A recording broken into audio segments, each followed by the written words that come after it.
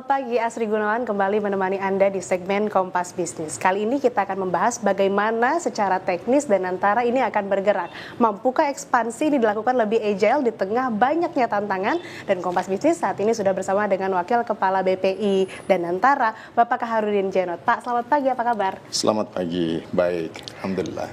Pak, ini kan akan ada 7 BUMN yang masuk ke Danantara. Kenapa 7 BUMN ini? Apa alasannya dan apa pertimbangannya? Sebenarnya konsep awalnya adalah seluruh BUMN itu masuk ke dalam Danantara. Tapi tentunya untuk mencapai end state atau bentuk terakhir dari Danantara, kita perlu persiapan.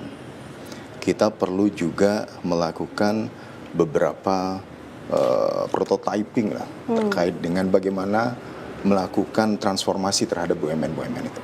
Maka dipilihlah 7 yang terbesar. 7 yang memiliki aset terbesar dari seluruh BUMN yang ada, maka 7 ini dipilihlah. Artinya alasan dipilihnya 7 ini karena memiliki aset yang besar, tapi pada akhirnya akan merangkul seluruh BUMN? Pada akhirnya akan merangkul seluruh BUMN.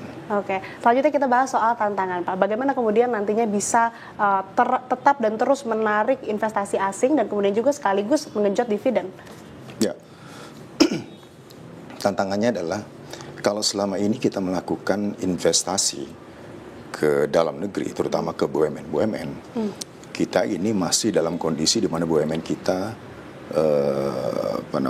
mengalami ketidakefisienan, ketidakefektifan. Masih ada kebocoran-kebocoran, masih ada intervensi politik dan sebagainya. Sehingga BUMN sebagai satu korporasi ketika akan melakukan aksi korporasi, ini tentunya akan sangat berbeda dibandingkan dengan BUMN atau industri-industri lain di luar negeri. Industri lain di luar negeri mereka sudah melakukan aksi korporasi itu dengan sangat profesional. Maka kita menginginkan melakukan transformasi di dalam Danantara ini untuk BUMN agar BUMN ini menjadi lebih profesional. Kita akui bahwa sebagian BUMN sudah melakukan dan menjadi sangat profesional. Beberapa mungkin sudah menjadi global champion dan sebagainya. Tetapi yang kita inginkan bukan hanya 1, 2, 3 BUMN. Yang kita inginkan adalah sebagian besar bahkan seluruh BUMN ini harus dengan kondisi yang menjadi kondisi yang sangat fit, efektif dan efisien. Maka yang harus kita lakukan adalah mengkonsolidasi keseluruhan BUMN itu. Kemudian kita melakukan transformasi mana yang poin-poin terbaik dari BUMN yang sudah menjadi global champion atau sudah menjadi international champion, itu kemudian kita cangkokkan kepada BUMN lain yang masih butuh transformasi. Sehingga yang kita harapkan adalah BUMN secara keseluruhan akan mampu memberikan performance terbaiknya. Sehingga investasi baik dari luar maupun dari dalam negeri ketika diinvestasikan kepada BUMN dalam negeri, ini akan menghasilkan tentunya dividen yang besar.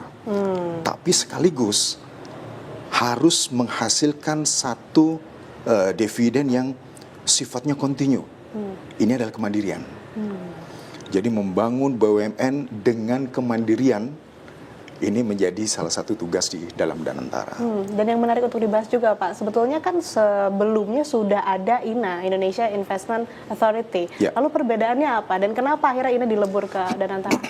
Ya, INA hanya memiliki satu fungsi, yaitu Sovereign Wealth Fund. Tetapi Danantara ini memiliki 3 pilar.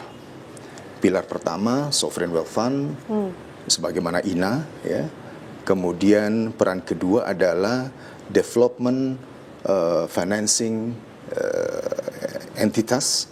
Kemudian yang ketiga adalah asset management. Danantara memiliki fungsi yang jauh lebih luas. Kalau tadi INA itu 1 pilar, maka Danantara 3 pilar. Di dalam Sovereign Wealth Fund nanti akan ada INA. Kemudian di dalam development financing entitas ini akan ada beberapa SMV yang berada di bawah Kementerian Keuangan. Sementara di aset manajemen ini hampir seluruh BUMN akan berada di bawah pilar yang ketiga ini. Artinya ada 3 fungsi yang berbeda dengan INA. Kalau INA satu Betul sekali. fungsi, kalau Danantara punya 3 pilar tadi yang disebutkan. Nah, selanjutnya kami juga ingin memastikan soal payung hukum Danantara. Pembentukan Danantara ini tidak akan merevisi Undang-Undang BUMN, melainkan melalui revisi 2 peraturan pemerintah dan peraturan presiden. Kalau benar demikian, prosesnya sudah sampai mana dan poin utamanya apa, Pak? Ya, pada end state-nya nanti, pada bentuk akhirnya adalah akan dibentuk undang-undang yang baru khusus untuk Danantara. Jadi tidak melakukan perubahan terhadap undang-undang BUMN. Akan ada undang-undang baru khusus Danantara, tetapi untuk menuju ke sana tentunya membutuhkan waktu dan persiapan. Maka kemudian dalam tim transisi sedang dilakukan persiapan itu. Kalau ada perpres, kalau ada peraturan pemerintah, itu lebih pada untuk mengakomodir tahapan-tahapan awal. Bagaimana tahapan awal ini agar bisa berjalan, maka payung hukum itulah yang kita pilih. Sementara di end state nanti adalah undang-undang terkait dengan Danantara itu akan menjadi tujuan utama.